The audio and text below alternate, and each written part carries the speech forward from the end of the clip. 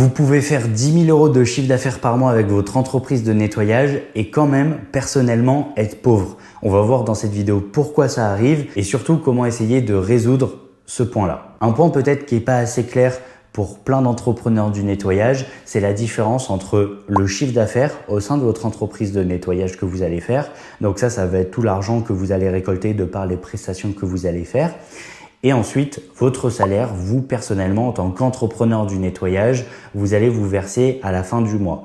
Et on va voir justement que le gap entre les deux, il est énorme, que vous pouvez avoir un haut chiffre d'affaires et vous pouvez quasiment ne pas avoir de salaire personnellement une fois que justement vous avez fait tous les paiements nécessaires. Donc on va prendre un exemple hyper simple justement pour voir quelle est la différence entre chiffre d'affaires et salaire que vous versez personnellement. On va prendre un petit cas d'étude hyper simple. Imaginons que vous proposiez du nettoyage d'appartements à Airbnb et que vous facturez 500 € par exemple un nettoyage, ou bien que vous gagnez 500 € tout le mois. On va dire à la louche que vous allez peut-être payer votre prestataire 180 €. On rajoute peut-être 50 € de produits, de linge aussi, nettoyage de linge et réassort. Donc ça fait que déjà, il vous reste 270 € pour faire cette prestation-là, sur les 500 € que vous avez gagnés. Si vous êtes en auto-entrepreneur, en déduisant vos charges sociales, il vous restera à peu près 170 €. Donc on est d'accord qu'il y a une belle différence déjà entre les 500 € du départ et les 155 € qui restent maintenant. Maintenant, je parle pas justement de si vous êtes en société, ça peut être qu'il peut vous rester plus parce que vous pouvez déduire des charges, il peut vous rester même moins encore, etc. que ces 155 €, mais c'est pas le but de cette vidéo. On va partir sur cette base de 155 €. Donc vous avez la possibilité sur ces 155 € soit de vous les prendre pour vous directement, soit justement pour les laisser dans la société et pour en faire différentes choses. Ça peut être pour déjà réinvestir dans votre croissance. Si par exemple vous faites des publicités, si vous payez des prestataires justement pour faire différentes choses, mais faire fonctionner justement votre entreprise et pour avoir plus de clients, donc vous avez besoin de réinvestir dans votre croissance.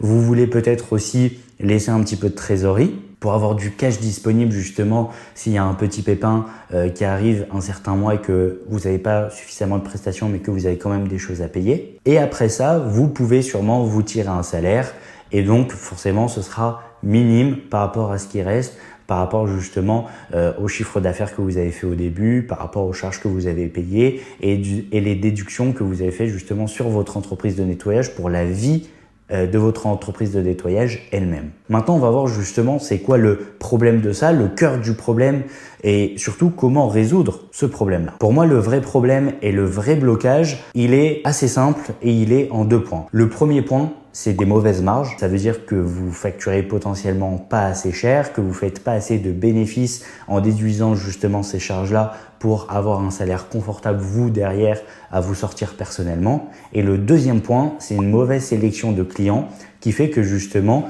vous avez des mauvaises marges parce que vous ne pouvez pas facturer suffisamment cher et donc derrière pas assez d'argent. Pour ce qui est des marges, vous devriez être aux alentours de 45% de marge brute. En dessous, ça veut dire que votre business il est vraiment en danger et que c'est très compliqué de vous sortir un salaire, voire même impossible. Donc avec 45% de marge brute, ça veut dire que imaginons que vous facturiez 100 € une prestation.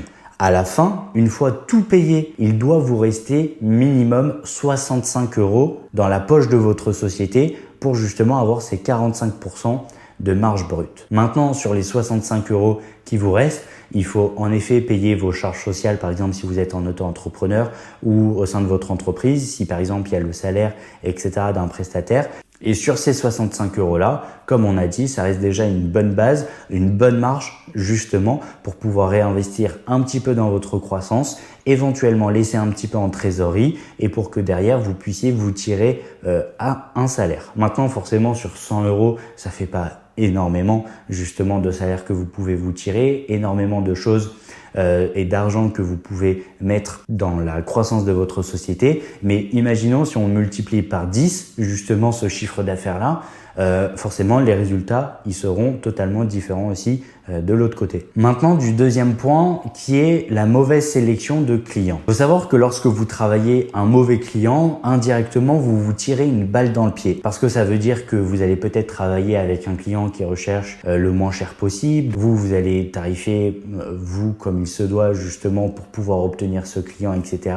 Mais au final, ça va peut-être vous coûter plus de temps, plus de tracas. Donc moi, j'aurais tendance à vous dire, refusez justement les mauvais clients. Maintenant, je vous vois venir, vous allez me dire que vous avez absolument besoin de ce client-là, que vous avez besoin de faire rentrer du cash, de travailler, et je comprends tout à fait. Mais le problème justement d'accepter de travailler avec un mauvais client, ça veut dire que vous allez ronger vos marges, vous allez peut-être probablement pas pouvoir vous verser de salaire, vous allez travailler avec un client qui va constamment vous embêter et vous allez peut-être même laisser passer ou vous n'aurez peut-être même pas le temps de travailler avec un client avec qui ça pourrait justement super bien se passer. Donc je sais que la pensée première c'est je vais être en manque de cash ou j'ai besoin de ce cash, j'ai pas envie de dire non avec ce client, mais tous les résultats derrière, ils font que c'est du mauvais. Et si vous travaillez avec un client mais que derrière vous pouvez pas vous tirer de salaire, à quoi bon justement de juste travailler pour travailler ou de juste payer un prestataire qui va faire la prestation à votre place juste pour le payer si vous derrière vous pouvez juste en tirer 5-10 euros en salaire. Ça sert strictement à rien, c'est du tracas, de l'énergie pour rien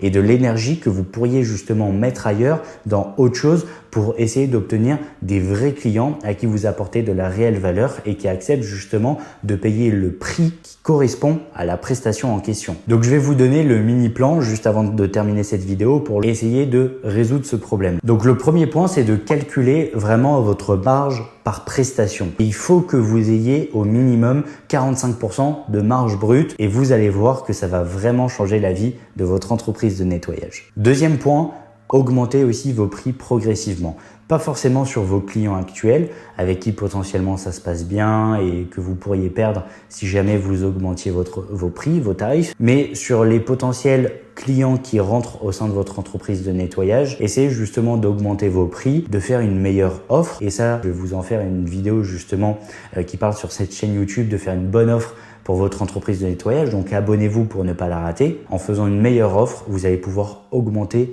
vos tarifs et aussi vous démarquer de la concurrence. Et ensuite, troisième point, c'est supprimer les prestations, les missions, les clients toxiques. Les clients qui vous coûtent plus que ce qu'ils vous font gagner. Et vous allez voir que oui, ça va peut-être faire un petit peu une baisse dans votre chiffre d'affaires, mais vous allez voir que vous aurez plus d'énergie pour vous concentrer sur les clients qui sont les plus satisfaits, pour qu'ils soient encore plus satisfaits.